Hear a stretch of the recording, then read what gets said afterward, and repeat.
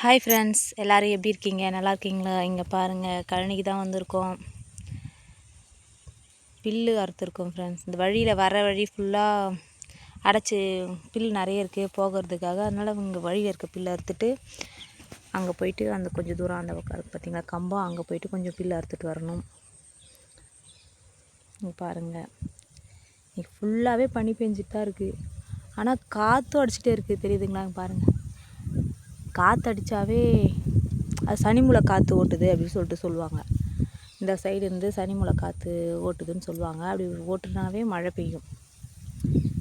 பாருங்கள், தெரியுதுங்களா? இந்த பக்கம் இருந்து தான் இந்த பக்கம் காற்றடிக்கும்.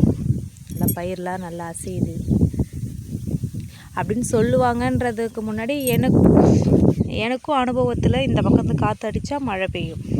நான் எச்சரிக்கை ஆகிடுவேன், காற்று அடிக்குது, இன்னும் ஒரு வாரத்தில் மழை வந்துடும் அப்படின்னு சொல்லிட்டு.